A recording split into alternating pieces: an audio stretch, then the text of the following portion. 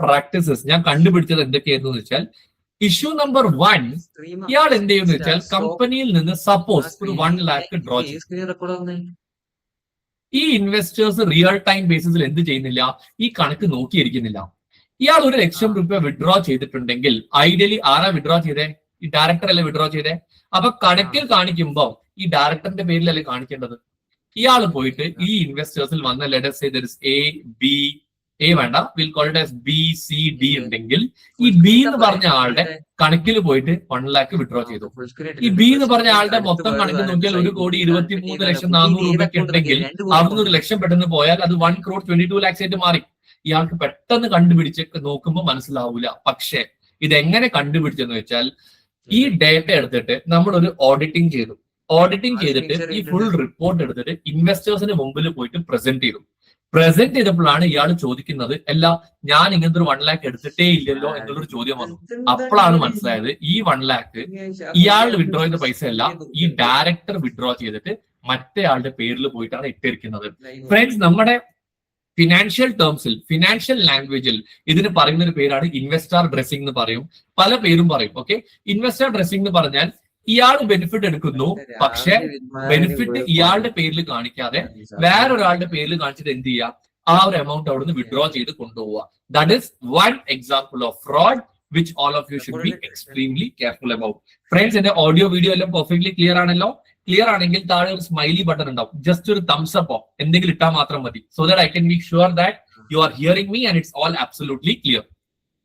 Yes friends, now ഞാൻ അടുത്ത ടോപ്പിക്കിലോട്ട് കടക്കാം. വീണ്ടും ഇതൊരു അക്കാഡമി ഫീൽഡ് ആയതുകൊണ്ട് ഇതിൽ വന്ന വേറൊരു ഇഷ്യൂ കൂടി പറഞ്ഞുതരാം. അവിടെ വന്നത് വേറൊരു സംഭവം, ഒരു ട്യൂഷൻ അക്കാഡമി ആണെങ്കിൽ അവർക്ക് കിട്ടുന്ന ഫീസ് 3 ടൈപ്പിലാണ് കിട്ടുക.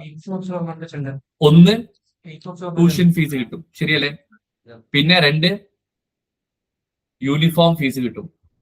മൂന്നാമത്തെ, ബുക്സിന്റെ ഫീസ് കിട്ടും. ഓക്കെ, ഈ ഡയറക്ടർ വളരെ സ്മാർട്ട് ആയിട്ട് ചെയ്ത് എന്താന്ന് വെച്ചാൽ ട്യൂഷൻ ഫീസ് ഫുള്ളും അക്കൗണ്ട്സിൽ പോയിട്ട് കാണിച്ചു, ഡിസ്ക്ലോസ് ചെയ്തു. പക്ഷെ യൂണിഫോം ബുക്കും പൊതുവെ ആൾക്കാർ പാരന്റ്സ് എന്താ ചെയ്യുക, ക്യാഷിലാണ് കൊടുക്കുക.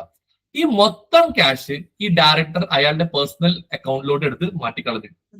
എന്നിട്ട് ഈ പറഞ്ഞ ട്യൂഷൻ ഫീ, ഇവിടെ വരുന്ന ഈ ഒരു ട്യൂഷൻ ഫീല് എമൗണ്ട് എത്ര കിട്ടിയോ അതിൽ നിന്ന് യൂണിഫോം ഉണ്ടാക്കി സ്റ്റുഡൻസിന് ഫ്രീ ആയിട്ട് കൊടുത്തു.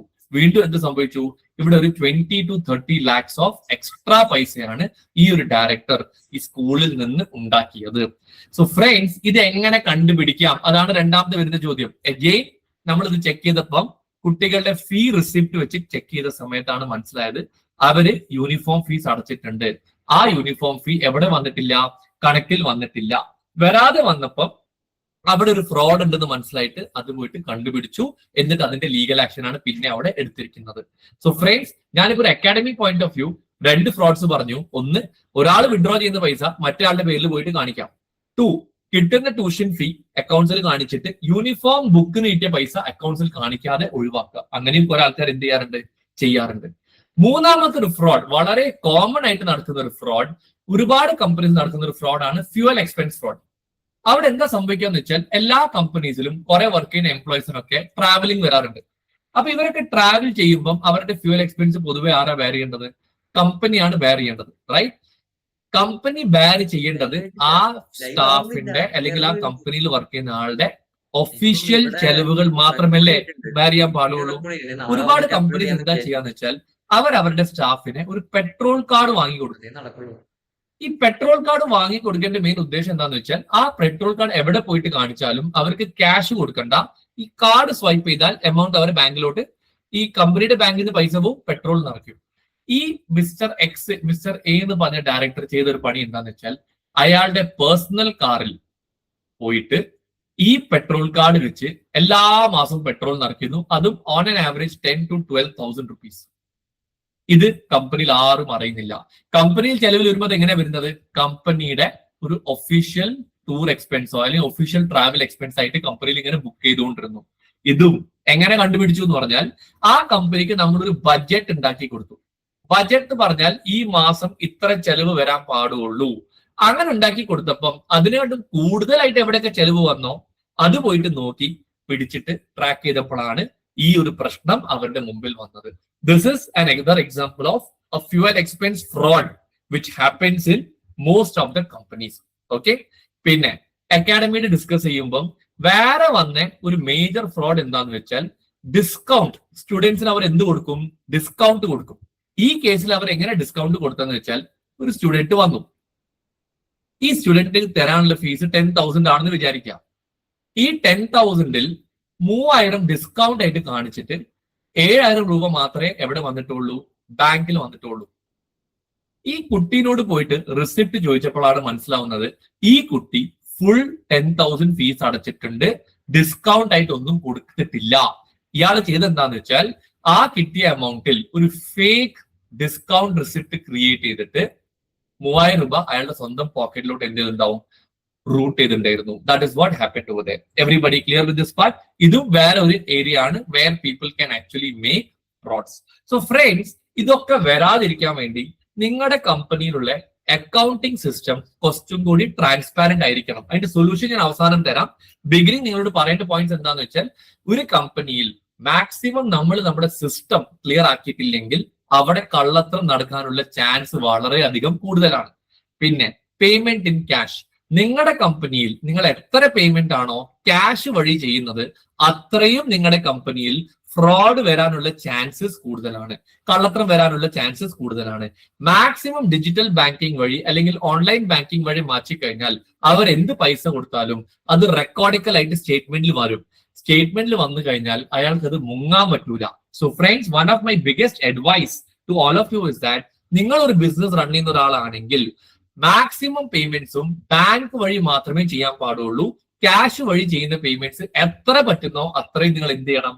അത് കുറച്ചു കൊണ്ടുവരണം. ഓക്കെ, പിന്നെ വരുന്നൊരു ഫ്രോഡാണ് temporary fund rolling in the stock market. ഇതൊരു വേറൊരു കമ്പനിയിൽ നടന്നൊരു കേസാണ്. ഈ കമ്പനിയിൽ ബാങ്കിൽ ക്യാഷ് ഉണ്ട്. ബാങ്കിൽ ഒരു 75 lakh rupees ഫണ്ട് കിടക്കുന്നുണ്ട്. ഈ ഫണ്ട് മാനേജ് ചെയ്യുന്ന ആൾ ഈ ഡയറക്ടറാണ്. ഈ ഡയറക്ടർക്ക് കിട്ടിയ ഒരു ഇൻഫർമേഷൻ പ്രകാരം സ്റ്റോക്ക് മാർക്കറ്റ് നല്ല രീതിയിൽ ബൂം ആവാൻ പോവാണെന്നുള്ളൊരു ഇൻഫർമേഷൻ കിട്ടി.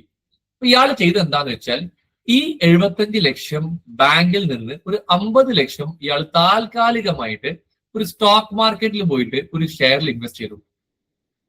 Okay, for a period of 2 days, 2 ദിവസത്തേക്ക് മാത്രം. ഇയാൾക്ക് എന്തോ ഒരു ഇൻഫർമേഷൻ കിട്ടി, ഈ സ്റ്റോക്കിന്റെ വില കൂടും. എന്തോ ഭാഗ്യം കൊണ്ട് ആ സ്റ്റോക്കിന്റെ വില കൂടി. സപ്പോസ് ഒരു 55 ലക്ഷം എന്ന് വിചാരിക്കാം. ഈ സമയത്ത് ഇയാൾ ഈ ട്രാൻസാക്ഷൻ ക്യാൻസൽ ആക്കിയിട്ട് 5 ലക്ഷം ലാഭം ഉണ്ടാക്കിയല്ലോ. ആ ലാഭം അയാളുടെ ബാങ്കിലോട്ട് എടുത്തിട്ട് ബാക്കി 50 ലക്ഷം വീണ്ടും എന്ത് ചെയ്തു? കമ്പനിയുടെ അക്കൗണ്ടിലോട്ട് റൂട്ട് ചെയ്തിട്ടു. ഇതിനാണ് എന്ത് പറയാ? Temporary fund rolling in the stock market. അപ്പൊ കുറെ ആൾക്കാർ എന്താണ് ഇവിടെ ചെയ്യുന്നത്? മാർക്കറ്റിൽ നിന്ന് ഫണ്ട് എടുക്കുക, അല്ലെങ്കിൽ കമ്പനിയുടെ ഫണ്ട് എടുക്കുക, സ്റ്റോക്ക് മാർക്കറ്റിൽ ഇൻവെസ്റ്റ് ചെയ്യുക, റോൾ ചെയ്യുക, ലാഭം ഉണ്ടാക്കുക, തിരിച്ചു കൊടുക്കുക. ഫ്രണ്ട്സ്, ഇത് ഭയങ്കര റിസ്കി ആയ പരിപാടിയാണ്. റീസൺ എന്താന്ന് വെച്ചാൽ, ഇയാൾക്ക് ഭാഗ്യം ഉണ്ടായിരുന്നു, ലാഭത്തിലായി. സപ്പോസ് ഈ സ്റ്റോക്ക് താഴെ വീഴുന്നു, ലോസ് വരികയാണെങ്കിൽ എന്താ ചെയ്യാം? ആ സമയത്ത് ആ പെട്ടെന്ന് ലോസ് വരുമ്പോൾ ഇയാൾ അവിടുന്ന് മുങ്ങിക്കഴിഞ്ഞാൽ കമ്പനിയുടെ ഫണ്ടാണ് അവിടെ എന്തായി വരുന്നത്? നഷ്ടപ്പെടുന്നത്. ഇത് വരാതിരിക്കാൻ ഉള്ള ആകെ ഒരു സൊല്യൂഷൻ ഞാൻ മനസ്സിലാക്കിയത്, ഒരിക്കലും ഒരു കമ്പനിയുടെ പേയ്മെന്റ് കൺട്രോൾ കംപ്ലീറ്റ് ആയിട്ട് ഒരാളുടെ കയ്യിൽ കൊടുക്കരുത്. എന്ത് പേയ്മെന്റ് ചെയ്യുകയാണെങ്കിലും അതിനൊരു ഡബിൾ അപ്രൂവൽ സിസ്റ്റം നമ്മൾ കൊണ്ടുവരണം. എ പേ ചെയ്യുകയാണെങ്കിൽ എ പേ ചെയ്യണം, സൈൻ ചെയ്യണം, ഒരാളും കൂടി ഒപ്പിടാൻ പോയി കഴിഞ്ഞാൽ ആ ഫ്രോഡ് വരാനുള്ള ചാൻസസ് അവിടെ കുറഞ്ഞിട്ട് വരും. ഫ്രണ്ട്സ്, സാധാരണ കേസിൽ എന്താ സംഭവിക്കാന്ന് വെച്ചാൽ, എ ഒപ്പിടുന്നു, ബിയും കൂടി ഒപ്പിടുമ്പോൾ ചാൻസ് കുറയും. പക്ഷെ എയും കള്ളനാണ്, ബിയും കള്ളനാണെങ്കിൽ ഒന്നും ചെയ്യാൻ പറ്റില്ല. ഓക്കെ, അവിടെ നിങ്ങൾക്ക് വേണ്ടത് ഒരു ഇൻഡിപെൻഡന്റ് ഓഡിറ്റ് സിസ്റ്റം ആണ് നിങ്ങൾക്ക് വേണ്ടത്. ഞാൻ ഈ സെഷന്റെ അവസാനം ഇതിന്റെ ഇമ്പോർട്ടൻസ് എന്താണെന്ന് പറഞ്ഞു തരാം. ഇങ്ങനെ ചെയ്യുന്നത് കൊണ്ട് കമ്പനീസിന് കിട്ടുന്ന അഡ്വാൻറ്റേജ് എന്താണെന്നും കൂടി ഞാൻ അവസാനം ആകുമ്പോഴത്തേക്ക് നിങ്ങൾക്ക് പറഞ്ഞു തരാം. Right now let me focus on the fraud. ഒരു കമ്പനിയിൽ എന്തൊക്കെ കള്ളത്തരം നടക്കാം അതിനെ കുറിച്ചിട്ടുള്ള ഡീറ്റെയിൽസ് ആണ് ഞാൻ ഇപ്പോൾ നിങ്ങളോട് ഷെയർ ചെയ്യുന്നത്. ഓക്കെ, പിന്നെ വേറെ വരുന്ന ഒരു ഫ്രോഡ് പ്രോൺ ഏരിയ ആണ് റിപ്പയർ ആൻഡ് മെയിൻ്റെനൻസ്. എല്ലാ കമ്പനീസിലും ബിൽഡിംഗ് ഉണ്ടാവും. ബിൽഡിങ്ങിൽ കുറെ റിപ്പയർ വർക്ക് വരും. ആ കമ്പനി, ഞാൻ കണ്ട കമ്പനിയുടെ മാനേജർ ചെയ്ത പണി എന്താന്ന് വെച്ചാൽ, ഇവരുടെ ഒരു ബിൽഡിംഗ് ഉണ്ട്, ഈ ബിൽഡിങ്ങിന് റിപ്പയർ വേണം. അപ്പം ഈ മാനേജർ പോയിട്ട് മാർക്കറ്റിൽ അന്വേഷിച്ചപ്പം ഇതിന്റെ റിപ്പയറിന് സാധാരണ വരുന്ന ചെലവ് എന്ന് പറഞ്ഞാൽ 2 ലക്ഷം രൂപയാണെന്ന് വിചാരിക്കാം. ഇയാൾ എന്ത് ചെയ്തു എന്ന് പറഞ്ഞാൽ ഈ സപ്ലയറോട് പറഞ്ഞു, നീ ഇവിടെ 2 ലക്ഷത്തിന്റെ ബില്ല് അടിക്കണ്ട, നീ ഈ കമ്പനിയിലോട്ട് 3 lakhന്റെ ബില്ല് അടിച്ചു കൊടുക്കും. അപ്പൊ ഇയാൾക്ക് എക്സ്ട്രാ എത്ര പൈസ കിട്ടി? എക്സ്ട്രാ 1 lakh rupees ഇയാളുടെ കയ്യിൽ കിട്ടി. ശരിയല്ലേ? ഈ 1 ലക്ഷം രൂപ വെച്ചിട്ട് 80,000 മാനേജർ എടുത്തു, 20,000 ഇയാൾക്കും കൊടുത്തു. മനസ്സിലായോ? അത് മാത്രമല്ല, ഇതിന്റെ പേയ്മെന്റ് ഇവർ ചോദിക്കുമ്പോൾ ഈ മാനേജറാണ് അപ്രൂവ് ചെയ്യുന്നത്. മാനേജർ അവിടുത്തെ സ്റ്റാഫിന്റെ സാലറി വരെ ഹോൾഡ് ചെയ്ത് വെച്ചിട്ട് എന്ത് ചെയ്തു? ഇയാളുടെ പൈസ ആദ്യം എടുത്തു കൊടുത്തു. Are you understanding my point? ഇതിന് പറയുന്ന വേറൊരു പേരാണ് എന്ത്? സപ്ലയർ ഫ്രോഡ് എന്ന് പറഞ്ഞാൽ സപ്ലയർക്ക് പേയ്മെന്റ് കൊടുക്കുമ്പോൾ അവർക്ക് കൂടുതൽ ബില്ല് വാങ്ങിയിട്ട് അതിന്റെ പേയ്മെന്റ് അപ്രൂവ് ചെയ്ത് കൊടുക്കുക. ഇതൊക്കെ ക്ലിയർ ചെയ്യണമെങ്കിൽ നിങ്ങളുടെ കമ്പനിക്ക് നല്ല ഒരു ഫിനാൻഷ്യൽ സിസ്റ്റം ഉണ്ടെങ്കിൽ ഇതൊന്നും വരില്ല. പക്ഷെ നല്ലൊരു സിസ്റ്റം വെക്കാത്ത ഏത് കമ്പനി ആണെങ്കിലും എനിക്ക് ഇപ്പോൾ ഒരു എക്സ്പീരിയൻസോടെ ഞാൻ പറയാം, ആദ്യത്തെ 1 കൊല്ലം 2 കൊല്ലം ചെറിയ ലെവലിൽ കമ്പനി റൺ ചെയ്യുമ്പോൾ ചിലപ്പോൾ പിടിച്ചു നിൽക്കാം. കമ്പനി കുറച്ച് വലുതായി കഴിയുമ്പോൾ ഇങ്ങനത്തെ ഫ്രോഡ് എന്തായാലും വരും. നല്ലൊരു ഓഡിറ്റ് സിസ്റ്റം, നല്ലൊരു ഓട്ടോമേറ്റഡ് ERP സിസ്റ്റം ഇല്ലെങ്കിൽ ഈ ഫ്രോഡ് എന്തായാലും വരും. കാരണം എല്ലാ കമ്പനീസിലും 1 or 2 കള്ളന്മാർ എന്തായാലും ഉണ്ടാവും. ഇവർ ആ ചാൻസ് നോക്കിയിട്ട് ആ ചാൻസ് മുതലാക്കി എടുക്കും. Everybody clear with this part? So maximum നിങ്ങൾ എന്ത് ചെയ്യണം? ഇങ്ങനത്തെ ഫ്രോഡ് വരാതിരിക്കാൻ വേണ്ടി നല്ലൊരു സിസ്റ്റം നിങ്ങളുടെ കമ്പനിയിൽ ഇംപ്ലിമെന്റ് ചെയ്തിരിക്കണം. Okay, so I think we spoke about capital drawing fraud, uniform book sales കാണിക്കാത്ത ലെവലുള്ള ഫ്രോഡ് കണ്ടു, പെട്രോൾ കാർഡിന്റെ ഫ്രോഡ് കണ്ടു, ഡിസ്കൗണ്ടിന്റെ ഫ്രോഡ് കണ്ടു, ക്യാഷ് പേയ്മെന്റിൽ വരുന്ന ഫ്രോഡ് കണ്ടു, fund rolling in stock market വന്നു, റിപ്പയർസ് ആൻഡ് മെയിൻ്റനൻസ് വന്നു. ഇത് കൂടാതെ വേറെയും പല ഫ്രോഡ്സ് ഉണ്ട്. കൺസ്ട്രക്ഷൻ ഫീൽഡിലാണ് ഇത് കുറച്ചും കൂടി വരുന്നത്, പക്ഷെ എല്ലാ സ്ഥലത്തും വരാം. ഒരു കൺസ്ട്രക്ഷൻ കമ്പനി ആണെങ്കിൽ അവർക്ക് പൊതുവെ ഓരോ സൈറ്റിലും വർക്ക് വരും. For example site A, site B. അപ്പൊ ഇവർ എന്താ ചെയ്യാന്ന് വെച്ചാൽ ഇവർക്ക് ടൂൾസ് ഉണ്ടാവും, സ്ക്രൂ ഡ്രൈവർ, അങ്ങനത്തെ പല ടൂൾസും ഉണ്ടാവും. ഈ ടൂൾസ് അവർ സൈറ്റ് എയിൽ ഉപയോഗിക്കും. എയിൽ വർക്ക് കഴിഞ്ഞാൽ അതേ ടൂൾസ് എങ്ങോട്ട് കൊണ്ടുപോകും? ബിയിലോട്ട് കൊണ്ടുപോകും. പൊതുവെ ഓരോ സൈറ്റിൽ ഒരു മാനേജർ ഉണ്ടാവും, whom we call it as a site manager. ഇയാൾ എന്താ ചെയ്യാന്ന് വെച്ചാൽ ഇവിടെ ഒരു 10 ടൂൾസ് വന്നിട്ടുണ്ടെങ്കിൽ അതിൽ ഉപയോഗിച്ച് കഴിഞ്ഞപ്പോഴത്തേക്കും ഒരു 7 ടൂൾസ് മാത്രമേ ബാക്കിയുള്ളൂ എന്ന് പറഞ്ഞിട്ട് ആ ടൂൾസ് മാത്രം ഇങ്ങോട്ട് റൂട്ട് ചെയ്യും. 3 ടൂൾസ് അവിടെ ഉണ്ടെങ്കിലും ആ ഒരു പേഴ്സണൽ എടുത്തിട്ട് പുറത്ത് പോയിട്ട് മാർക്കറ്റിൽ വിറ്റിട്ട് അത് ക്യാഷ് ആക്കിയിട്ട് കൺവേർട്ട് ചെയ്യും. Everybody clear with this part? അപ്പൊ അത് വരാതിരിക്കാൻ വേണ്ടി വീണ്ടും നമുക്ക് എന്ത് വേണം? പ്രോപ്പർ ഒരു സ്റ്റോക്ക് കൺട്രോൾ ആണ് നിങ്ങളുടെ കമ്പനിയിൽ വേണ്ട ഒരു കാര്യം. Everybody clear with this part? ഇതിന് പറയുന്ന പേരാണ് എന്ത്? Tools related fraud. പിന്നെ വരുന്ന ഒരു ഫ്രോഡാണ് ട്രാൻസ്പോർട്ടേഷൻ. അത് നേരത്തെ ഓൾറെഡി സംസാരിച്ചു. പെട്രോൾ കാർഡ് വഴി വരുന്നതും കുറെ ആൾക്കാർ എന്താ ചെയ്യാന്ന് വെച്ചാൽ കിലോമീറ്റർ മാനിപ്പുലേറ്റ് ചെയ്യും. അവർ ട്രാവൽ ചെയ്ത സ്ഥലം എന്ന് പറഞ്ഞാൽ തൃശ്ശൂരിൽ നിന്ന് ട്രിവാൻഡ്രം വരെ പോയിട്ടുണ്ടാവും. ഓക്കെ, ഇത് ചിലപ്പം അസ്യൂം ഒരു 100 കിലോമീറ്റർ ആണെന്ന് വിചാരിക്കാം.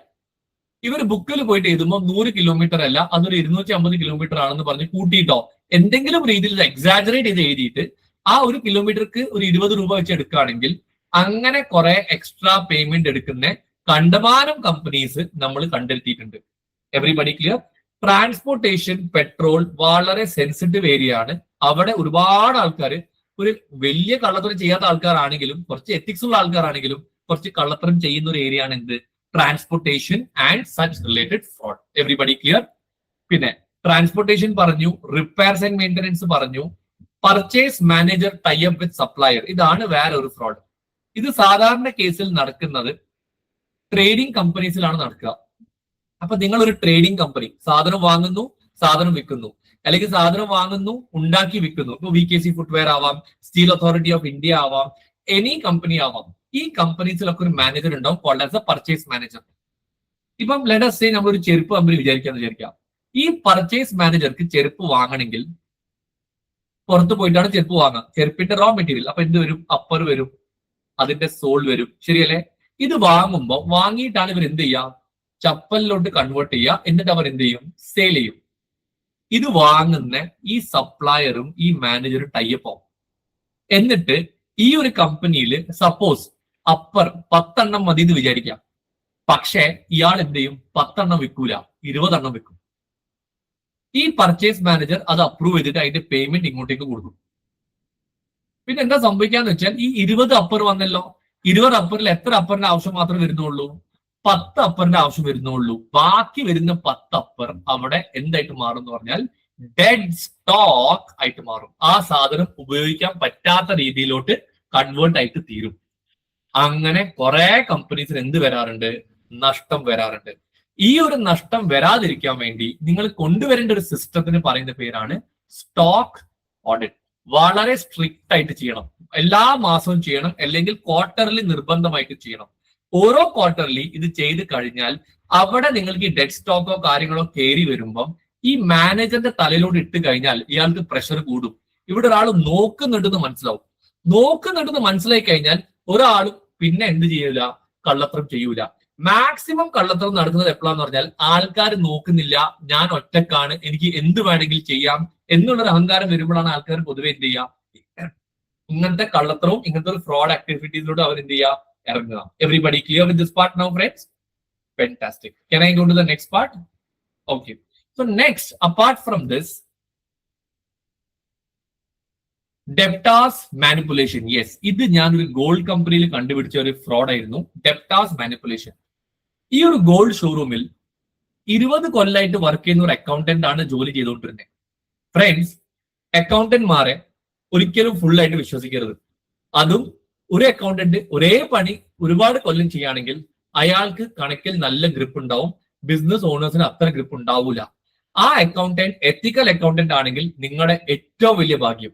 ആ അക്കൗണ്ടന്റ് ഒരു കള്ളനാണെങ്കിൽ നിങ്ങൾക്ക് ഏറ്റവും അധികം നഷ്ടം കൊണ്ടുവരാൻ പറ്റിയ ഒരാളും ഈ അക്കൗണ്ടന്റ് തന്നെയാണ്. ഇവിടെ സംഭവിച്ച പ്രശ്നം എന്താന്ന് വെച്ചാൽ ഇതേ അക്കൗണ്ടന്റ് ആയിരുന്നു കാഷ്യറും. ഒരിക്കലും അങ്ങനെ ചെയ്യാൻ പാടില്ല. ഇയാളിനെ കണക്ക് വെക്കുന്നു, ഇയാളിനെ ക്യാഷ് മെയിൻറ്റെയിൻ ചെയ്യുന്നു. വന്ന പ്രശ്നം എന്താന്ന് വെച്ചാൽ ഈ ഒരു കമ്പനിയിൽ കസ്റ്റമർ എ വന്നു എന്ന് വിചാരിക്കുക. കസ്റ്റമർ എ വന്നു, ഗോൾഡ് വാങ്ങി. ഗോൾഡ് വാങ്ങിയപ്പോൾ കസ്റ്റമർ എ 1 lakh rupees ഈ അക്കൗണ്ടന്റിന്റെ കയ്യിൽ കൊടുക്കും. ഓക്കെ, ഈ അക്കൗണ്ടന്റിന്റെ കയ്യിൽ ഈ ക്യാഷ് കിട്ടുമ്പോൾ ക്യാഷ് സെയിൽസ് അല്ലേ, സെയിൽസ് ബുക്ക് ചെയ്ത് തീർക്കണ്ടേ? ഈ അക്കൗണ്ടന്റ് ചെയ്ത് എന്താന്ന് വെച്ചാൽ ഇതൊരു ക്യാഷ് സെയിൽ ആയിട്ട് കാണിക്കാതെ ഇതൊരു ക്രെഡിറ്റ് സെയിൽ ആയിട്ട് കാണിച്ചു. ഫ്രണ്ട്സ്, ക്രെഡിറ്റ് സെയിൽ ആയിട്ട് കാണിച്ചു എന്ന് പറഞ്ഞാൽ ഇയാൾ പൈസ തരാനുണ്ടെന്ന് പറഞ്ഞ് കണക്കിൽ വെച്ചു. അപ്പൊ ആരെങ്കിലും ചോദിക്കുവോ? ആരും ചോദിച്ചിട്ടില്ല. പിന്നെ 10 ദിവസം കഴിഞ്ഞു, 15 days കഴിഞ്ഞു. അപ്പം ഇയാൾക്ക് വിളി വന്നു, എടാ ഒരു കസ്റ്റമറെ പൈസ തരാണ്ടല്ലോ, കുറെ സമയമല്ലോ പൈസ തന്നിട്ട്, അതൊന്ന് വിളിച്ച് ഫോളോ അപ്പ് ചെയ്യോ എന്ന് ഇയാളോട് തന്നെ ചോദിച്ചു. അപ്പൊ ഇയാൾ ചെയ്ത് എന്താന്ന് വെച്ചാൽ ഒരു കസ്റ്റമർ ബി വന്നു. കസ്റ്റമർ ബി വന്നിട്ട് ഇവിടുന്ന് ഒരു 1 lakh സാധനം വാങ്ങി. ഈ കസ്റ്റമർ ബി തന്ന ക്യാഷ് കസ്റ്റമർ എ തന്നതാണ് എന്ന രീതിയിൽ കണക്കിൽ പോയിട്ട് മാറ്റി കളിച്ചിട്ട് ബി എന്ന് പറഞ്ഞ ഒരാള് ക്രെഡിറ്റ് സെയിൽ ആണെന്ന് പറഞ്ഞ് കാണിച്ചു. അപ്പൊ എന്താ? എ കണക്കിന് മാറി. ഇപ്പൊ ആര് വന്നു? ബി വന്നു. ഇനി ബി നോക്കണമെങ്കിൽ അടുത്ത 15 ദിവസം കഴിഞ്ഞാൽ മാത്രമേ ആ കമ്പനിയുടെ ഡയറക്ടേഴ്സ് ബിനെ ചോദ്യം ചെയ്യുള്ളൂ. അയാള് കറക്റ്റ് പ്ലാനിങ്.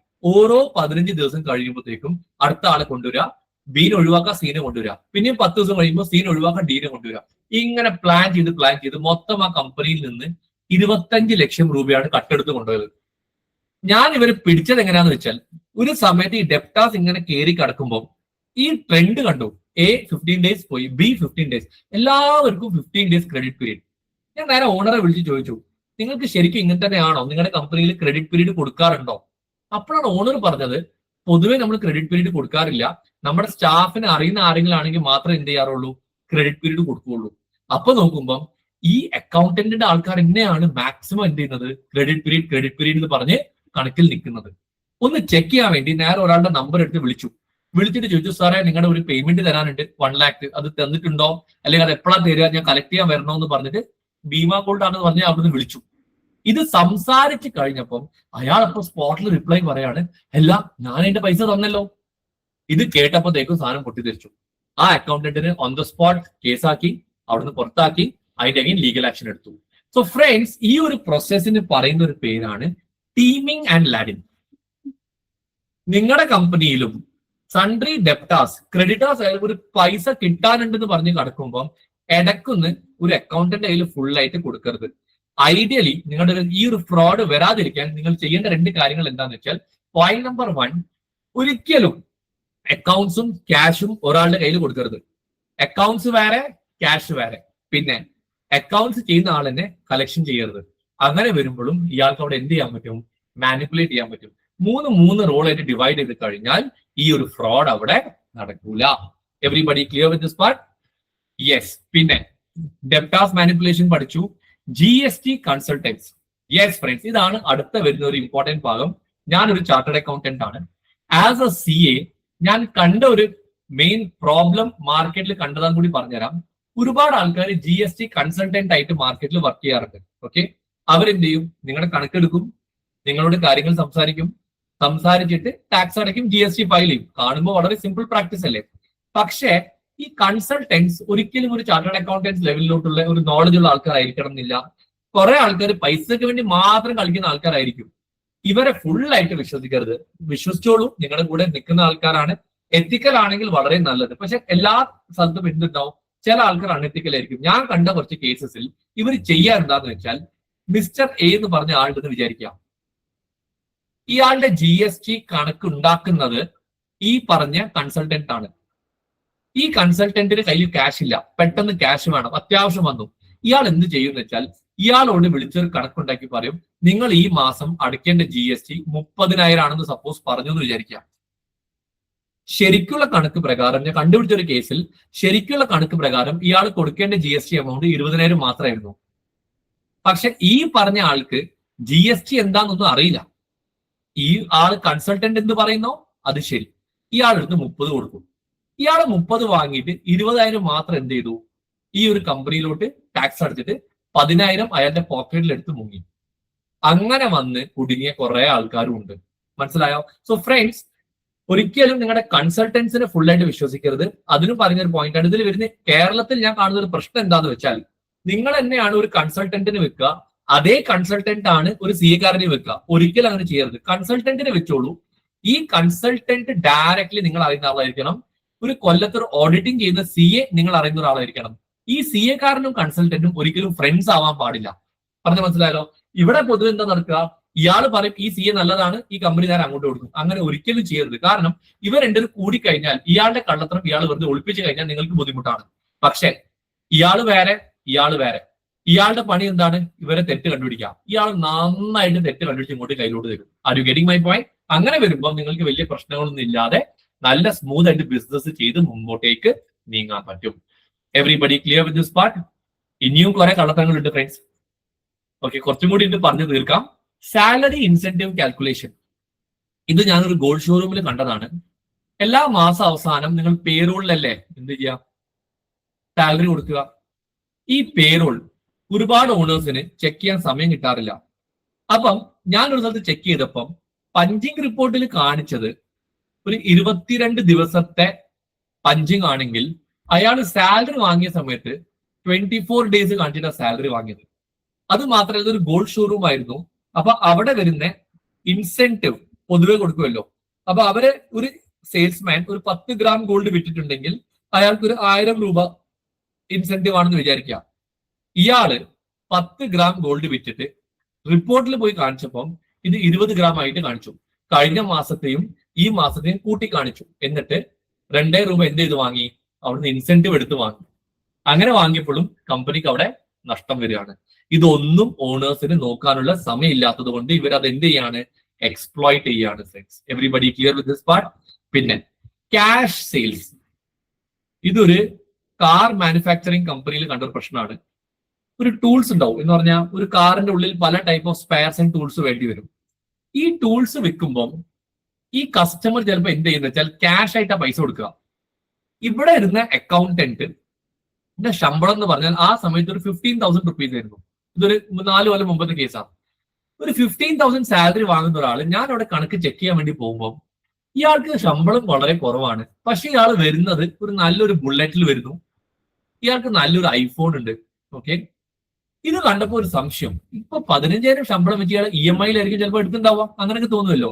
പിന്നെ കയറി നോക്കുമ്പോൾ ഇവരെ സ്റ്റോക്കിന് ഭയങ്കര ഡിഫറൻസ്. ഒന്നും കൂടി കയറി കണ്ടുപിടിച്ചപ്പോൾ മനസ്സിലായത് എന്താന്ന് വെച്ചാൽ, ഈ പറഞ്ഞ അക്കൗണ്ടന്റ് ആദ്യം ഒരു ക്യാഷ് സെയിൽ ബുക്ക് ചെയ്യും. ഓക്കെ, ക്യാഷ് കിട്ടിയല്ലോ, ആ കസ്റ്റമറോട് പോയല്ലോ. പോയി കഴിഞ്ഞാൽ അതേ സോഫ്റ്റ്വെയറിൽ ടാലിയിൽ പോയിട്ട് ഈ ക്യാഷ് സെയിൽ ഡിലീറ്റ് ചെയ്യും. അപ്പൊ ആ ക്യാഷ് സെയിൽ ഒഴിവായി. ആ ക്യാഷ് എടുത്ത് ഇയാളുടെ പോക്കറ്റിൽ ഇടാണ്. അങ്ങനെ ഒരു മാസം ഇയാൾ ഓൺ ആൻ ആവറേജ് നമ്മൾ കണ്ടുപിടിച്ചത് 65,000 രൂപയുടെ അടുത്ത് ക്യാഷ് ടെഫ്റ്റ് നടക്കുക അവിടെ. അപ്പൊ ഇയാളുടെ സാലറി എത്രയായി? 80,000 per month. Luxury life. Friends, ഫ്രോഡിൽ കയറി കഴിഞ്ഞാൽ ഇനിയും കുറെ ഫ്രോഡ്സ് വരും. എല്ലാം കൂടി കേട്ടാൽ നിങ്ങൾക്ക് ബോറടിക്കും. സോ ഞാൻ ഇനി ഡെപ്തിലോട്ട് കടക്കുന്നില്ല. ഇതുവരെ പറഞ്ഞ കാര്യങ്ങളൊക്കെ എല്ലാവർക്കും ക്ലിയർ ആയിട്ടുണ്ടോ? യെസ്. ഇനി പറയാൻ പോകുന്നത് ഈ ഫ്രോഡ് വരാതിരിക്കാൻ നിങ്ങൾ എന്ത് ചെയ്യണം. ഇത് നിങ്ങൾക്ക് മനസ്സിലായി കഴിഞ്ഞാൽ നിങ്ങൾക്കുള്ള സംശയങ്ങൾ നിങ്ങൾക്ക് എന്നോട് ചോദിക്കാം. Okay friends, as an entrepreneur, നിങ്ങൾ ഒരു ബിസിനസ് റൺ ചെയ്യുന്ന ഒരു ഓണർ ആണെങ്കിൽ നിങ്ങളുടെ മെയിൻ റോൾ എന്താണ്? നിങ്ങളുടെ കമ്പനിയെ വളർത്തുക. അക്കൗണ്ട്സ് നോക്കൽ നിങ്ങളുടെ പണിയല്ല. പക്ഷേ നിങ്ങളുടെ കമ്പനിയുടെ അക്കൗണ്ട്സ് മനസ്സിലാക്കാതെ അത് കംപ്ലീറ്റ്ലി വിട്ടുകൊടുത്താൽ ഇങ്ങനത്തെ പ്രശ്നങ്ങൾ വരും. അതിന് ഞാൻ കണ്ടുപിടിച്ച ഒരു സൊല്യൂഷൻ, ഞാൻ പല കമ്പനീസിനും കൺസൾട്ട് ചെയ്തിട്ട് മനസ്സിലായ കുറച്ച് സൊല്യൂഷൻസ് പറഞ്ഞുതരാം. Some of the top companies, ഞാൻ ഡീൽ ചെയ്യുന്ന കുറച്ച് ടോപ്പ് കമ്പനി ഡയറക്ടേഴ്സ് ഉണ്ട്. ആസ്റ്റർ ഡിഎംന്റെ ഡയറക്ടേഴ്സ് ഉണ്ട്, VKC ഫുട്വെയർ ഡയറക്ടേഴ്സ് ഉണ്ട്, മലബാർ ഗോൾഡിന്റെ ആൾക്കാരുണ്ട്. ഇവരോടെല്ലാം കണ്ട് സംസാരിച്ച് മനസ്സിലായ ഒരു കാര്യം എന്താണെന്ന് വെച്ചാൽ ഈ എല്ലാ ഡയറക്ടേഴ്സും ഫോളോ ചെയ്യുന്ന ഒരു ടെക്നീക്ക് ഉണ്ട്, which is called as WDRM. The full form of WDRM is Weekly Directors Review Meeting. ഈ WDR എന്ന് പറഞ്ഞാൽ ഇത് പൊതുവെ അവർ എന്താ ചെയ്യാന്ന് വെച്ചാൽ എവറി സാറ്റർഡേ, ഫോർ എക്സാമ്പിൾ, രാവിലെ 10 മണി മുതൽ 1 o'clock വരെ 3 മണിക്കൂർ ഇവരെ കമ്പനിയിലിരിക്കും. ഇതിന് 10 AM to 11 AM ഇവർക്ക് ഒരു സെയിൽസ് മീറ്റിംഗ് ഉണ്ടാവും. അവിടെ സെയിൽസിന്റെ മാനേജർ വന്നിട്ട് സെയിൽസിന്റെ എല്ലാ കാര്യങ്ങളും പറഞ്ഞ് തീർക്കും. അതേപോലെ 11 AM to 12 PM ഇവർക്ക് വരുന്നതാണ് ഫിനാൻസ് മീറ്റിംഗ്. ഇത് കഴിഞ്ഞാൽ 12 PM to 1 PM ഇവർക്ക് വരുന്ന മീറ്റിംഗ് ആണ് HR ആൻഡ് അതർ മീറ്റിംഗ്സ്. ഇങ്ങനെ ഞാൻ കണ്ടൊരു പ്രാക്ടീസ് എന്താ വെച്ചാൽ ഈ ഡയറക്ടർ ഒരു ആഴ്ചയിൽ ഒരു സാറ്റർഡേ മാത്രമാണ് കമ്പനിയിൽ എന്ത് നടക്കുന്നു നോക്കാൻ വേണ്ടി വരുള്ളൂ. മൺഡേ ടു ഫ്രൈഡേ അവർ ഓഫീസിൽ ഇരിക്കില്ല. മൺഡേ ടു ഫ്രൈഡേ അവർ കംപ്ലീറ്റ്ലി ഓപ്പൺ മാർക്കറ്റ് ആണ്. പുറത്തു പോയിട്ട് ബിസിനസ് വളർത്തുക, സെയിൽസ് ബിൽഡ് ചെയ്യുക, അതിലൂടെ എനർജി കൊടുക്കുക. അങ്ങനെ എനർജി കൊടുക്കുമ്പോൾ അവരുടെ സെയിൽസ് വളരുമല്ലോ. പക്ഷെ ഈ 1 മണിക്കൂർ ഈ ഫിനാൻസ് മീറ്റിംഗിൽ അവർ ചെലവാക്കുന്ന 1 മണിക്കൂറിൽ അവരുടെ മുമ്പിൽ 3 റിപ്പോർട്ട്സ് ആണ് വരിക.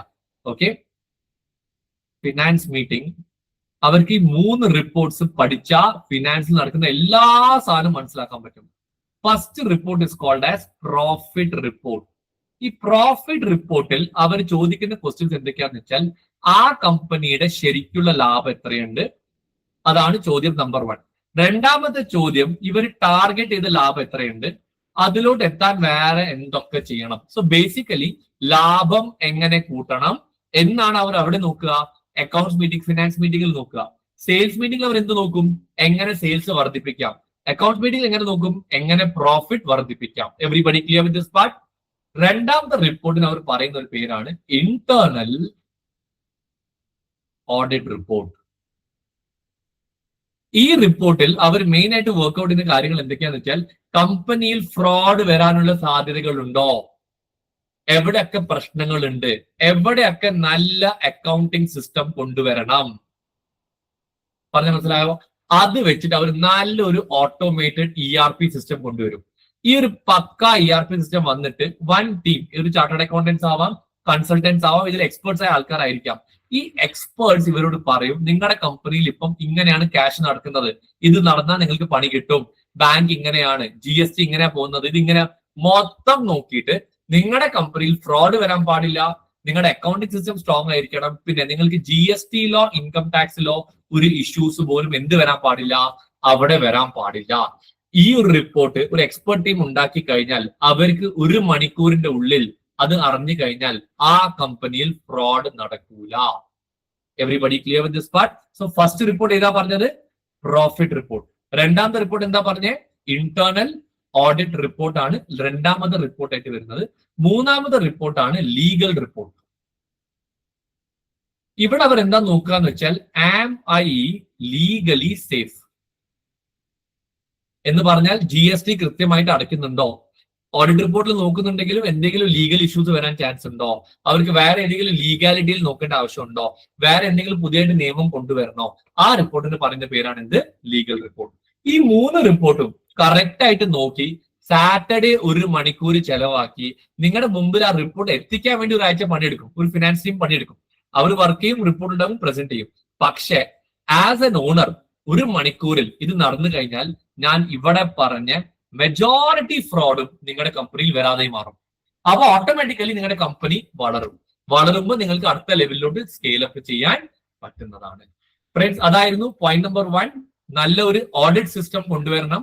Point number 2, job rotation. ഒരിക്കലും ഒരു പണി ഒരാൾക്ക് ജീവിതകാലം കൊടുക്കരുത്. Everybody clear with this part? അങ്ങനെ വെക്കുമ്പോൾ നിങ്ങൾക്ക് കൺസേൺസ് വരാം.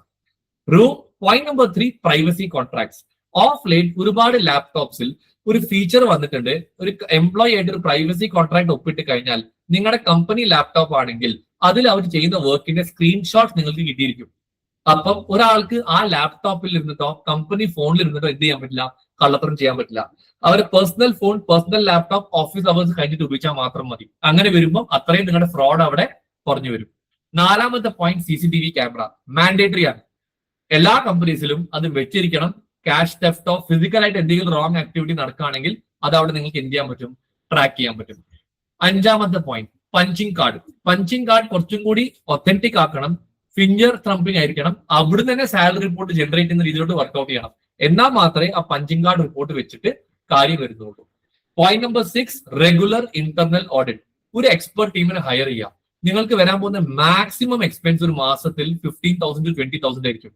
ഒരു കൊല്ലത്തിൽ 2,40,000. പക്ഷെ ഇങ്ങനത്തെ ഒരു ടീമിനെ നിങ്ങൾ ഹയർ ചെയ്ത് കഴിഞ്ഞാൽ നിങ്ങളുടെ ഒരു ആഴ്ചയിൽ ആ കമ്പനി ഫുള്ള് നടക്കും. നിങ്ങൾക്ക് ഫ്രീ ആയിട്ട് ബിസിനസ് സെയിൽസിലോട് വർക്ക് ചെയ്യാം. സെയിൽസിലോട് വർക്ക് ചെയ്യുമ്പോൾ കമ്പനിയുടെ ലാഭം അവിടെ കൂടി വരും. ശരിയല്ലേ? അപ്പം ഈ ഒരു കോസ്റ്റ് കവറപ്പ് ആവും ചെയ്യും. നിങ്ങൾക്ക് നിങ്ങളുടെ കമ്പനി കുറച്ചും കൂടി വലുതാക്കാൻ പറ്റും. Everybody clear with this part? Point number 6, strong budgetary control. ഒരു ഇന്റേണൽ ഓഡിറ്റ് ചെയ്യുന്ന ടീംസ് നോർമലി ബഡ്ജറ്റ്സ് പ്രിപ്പയർ ചെയ്യാറുണ്ട്. അവർ ചെയ്തിട്ടില്ലെങ്കിൽ നിങ്ങൾ സ്വന്തമായിട്ട് പ്രിപ്പയർ ചെയ്യണം. ബഡ്ജറ്റ് എന്ന് പറഞ്ഞാൽ വളരെ സിമ്പിൾ. അടുത്ത കൊല്ലം എന്റെ റവന്യൂ 10 കോടിയായിരിക്കും. അടുത്ത കൊല്ലം എന്റെ ചെലവ് 6 കോടിയായിരിക്കും. എന്റെ ലാഭം 4 കോടി ആയിരിക്കും. നിങ്ങളുടെ തലയിലുള്ള ഡേറ്റ ഒരു വൃത്തിക്ക് ഒരു എക്സൽ ഫോർമാറ്റിൽ കൊണ്ടുവരുമ്പം അതിന് പറയുന്ന പേരാണ് എന്ത്? Budgetary control. Everybody clear with this part? Last but not the least, finance നിങ്ങളുടെ ഏരിയ അല്ല. പക്ഷേ നിങ്ങൾ ടോട്ടൽ നിങ്ങളുടെ ജീവിതത്തിലുള്ള ടോട്ടൽ ടൈമിൽ നിന്ന് ഒരു 20 മണിക്കൂർ മാത്രം എന്തെങ്കിലും ഒരു ഫിനാൻസ് ട്രെയിനിങ്, അക്കൗണ്ട്സ് എന്താണ്, അതിനെ കുറിച്ച് പഠിക്കാൻ വേണ്ടി ഒരു 20 മണിക്കൂർ ലൈഫിൽ ഒരിക്കലും ചെലവാക്കുക. അത് അക്കൗണ്ട്സിൽ എക്സ്പേർട്ട് ആവാനല്ല, പക്ഷെ നിങ്ങൾ ബിസിനസ് ചെയ്യുമ്പോൾ അതിന്റെ അക്കൗണ്ടിങ് കൂടി മനസ്സിലാക്കിക്കൊണ്ട് ബിസിനസ് ചെയ്താൽ നിങ്ങൾക്ക് അവിടെ നല്ല റിസൾട്ട് കിട്ടിയിരിക്കും. Everybody clear?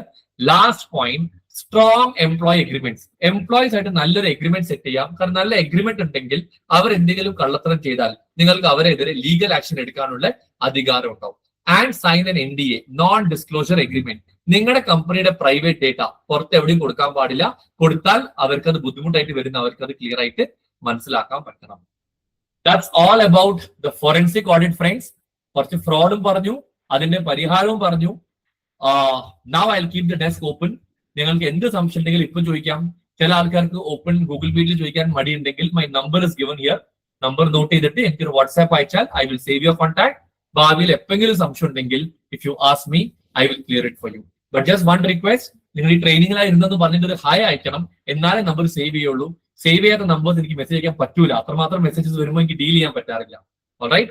So I'll keep the desk open now. Ask me whatever doubts you have. I hope you understood this whole session, and let's wind up with all your doubt session, and then we will close it off.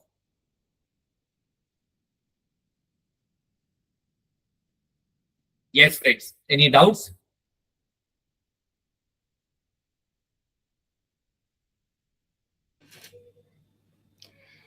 I hope you all can see me now. Thank you so much, sir, for such an insightful and informative session.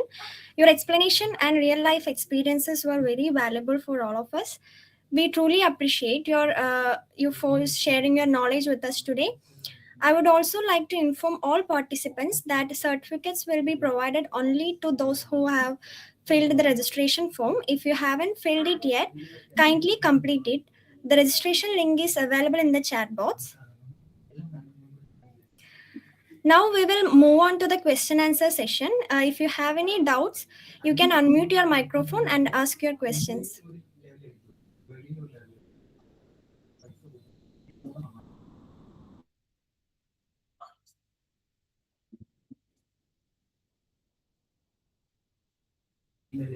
Or Yes, you may also type your questions in chat box also. എന്തും ചോദിക്കാട്ടോ. Feel free to ask whatever you want. I'll be happy to clear all the doubts that's possible from my side. Fraud related, non-fraud related, any area that I am an expert in, it's okay. But if I'm not an expert, I will openly tell you that is not my area. So, we can skip those questions.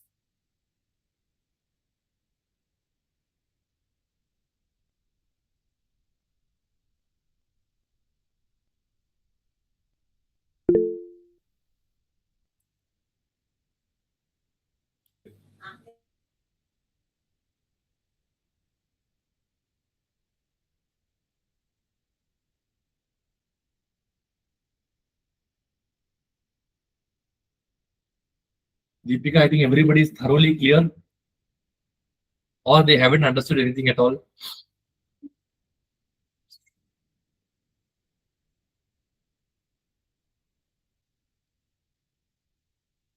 Hi, Shreyas. Nice to see you here. Thank you, sir. It was informative. Thank you so much for the session. Thank you. Thanks a lot, Shreyas. Thank you so much.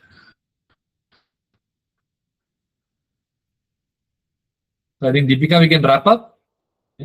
Yeah, yes, sir. I think there is no doubts from anyone. So once again, thank you so much, sir, for a wonderful session and for okay, yeah. Thank you everyone for joining us today also. Thank you, sir. Thank you. Thank you so much. Have a nice time. Take care. Thanks a lot.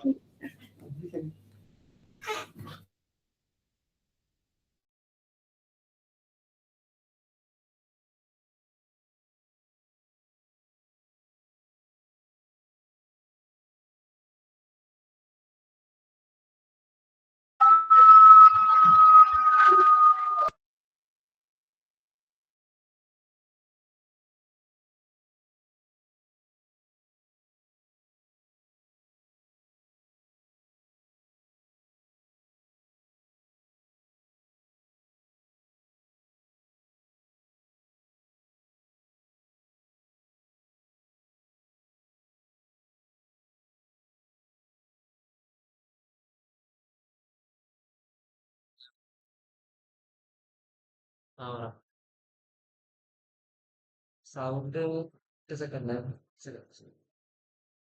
Hello sir okay sir okay okay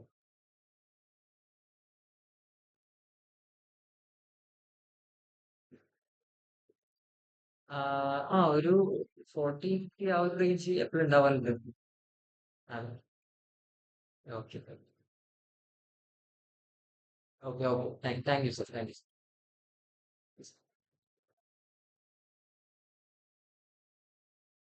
hello എന്തൊരു മനസ്സിലാക്കുന്നില്ല ഓ എന്റെ പൊന്നെ ഒരു mixie എടുക്കുന്ന sound കിട്ടി അതായത്